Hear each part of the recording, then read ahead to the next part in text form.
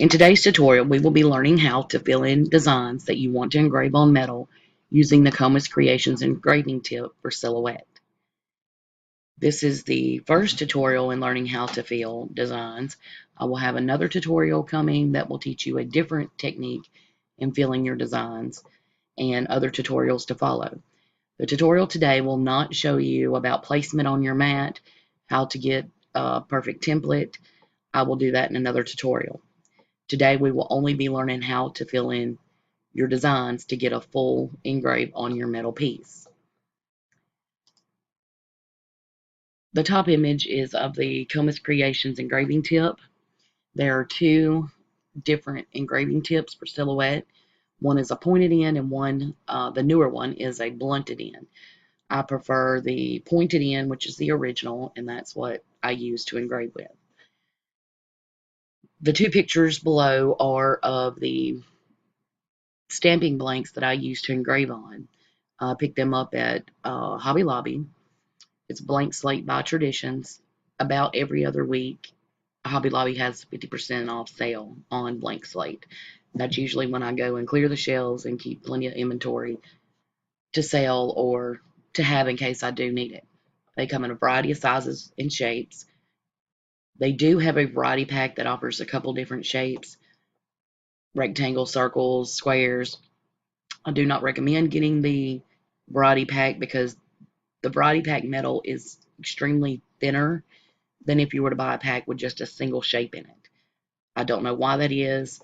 The thinner metal in the variety pack does not engrave very well, no matter how many times you send it through your machine.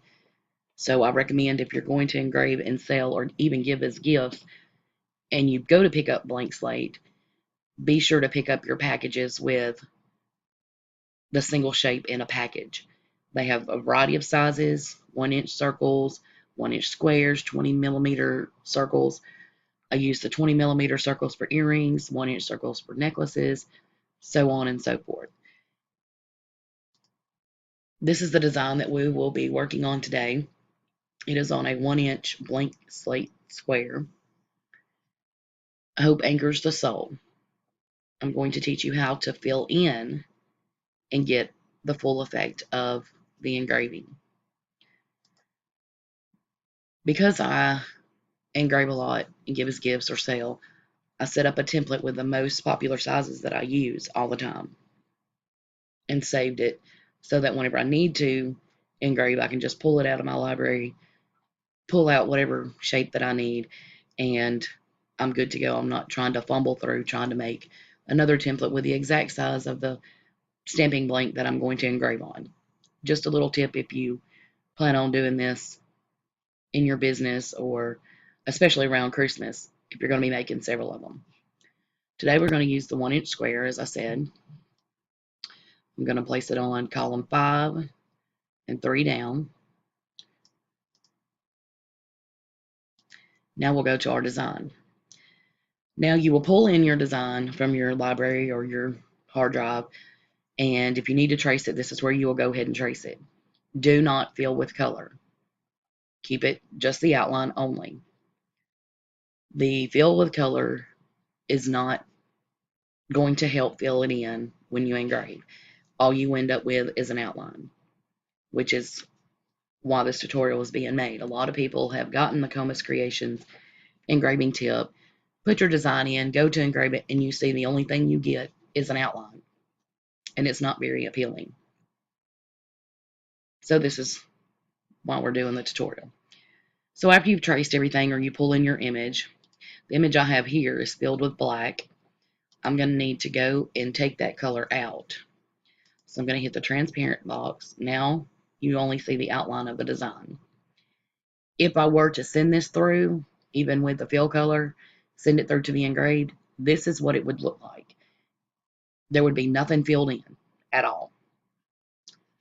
Okay, so now with my design selected, we're going to go to the sketch window. We're going to go edge sketch. We're going to click plane. Depending on the design, it may change your outline. Sometimes it won't. Next is the fill sketch. The only thing that you need to be concerned with in the fill sketch box for filling your design for engraving is the diamond hatch crosshatch, grill, or zigzag. The charcoal, pencil, and scribble is not for engraving. It does not work. You do not need to worry with that.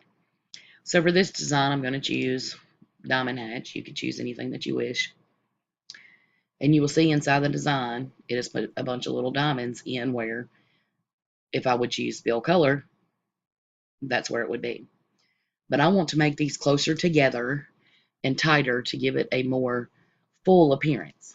So now we're going to go to the scale window. We're going to click 300%. Go back to the sketch window. Under the fill sketch box, you will see release sketch. Click release sketch. Give it just a moment. Go back to the scale window. We need to make our design back to the original size, so we're going to choose 33%.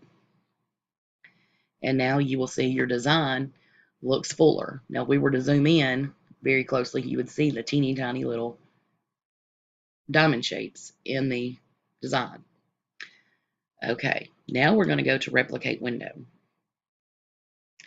Duplicate right, which is going to put a duplicate of your design to the right. Now we're going to go to align and click align center. It puts one of the designs on top of the other. So if I were to unselect and just go to move one of my designs, you will see that they break apart. Okay, so now we're going to select both the designs, right click, copy, go to the engraving template, right click, paste in front, and here's your design. The square that I'm using is 1 inch, so I'm going to go ahead and go and scale this design down. I'm going to uncheck lock aspect. I'm going to change the width to 1 and the height to 1 and click apply.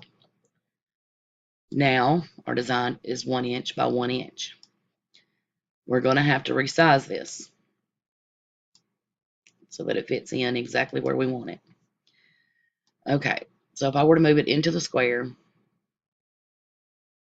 you would see that some of it hangs over, it goes to the edge.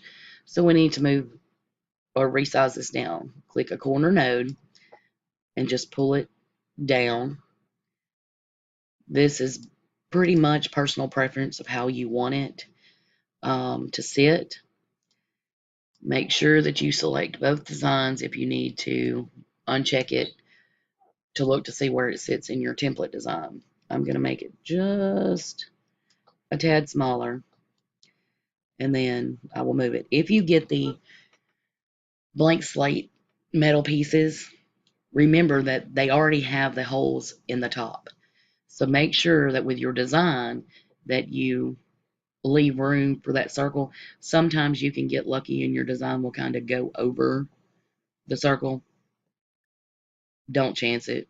Just make sure that you have enough room for that small circle in your blank. Okay, so that looks pretty good.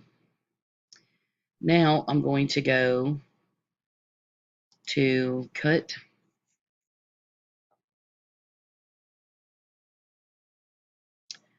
And as you can see, now my square, if I were to select it, it's at no cut because I'm not cutting the shape at all.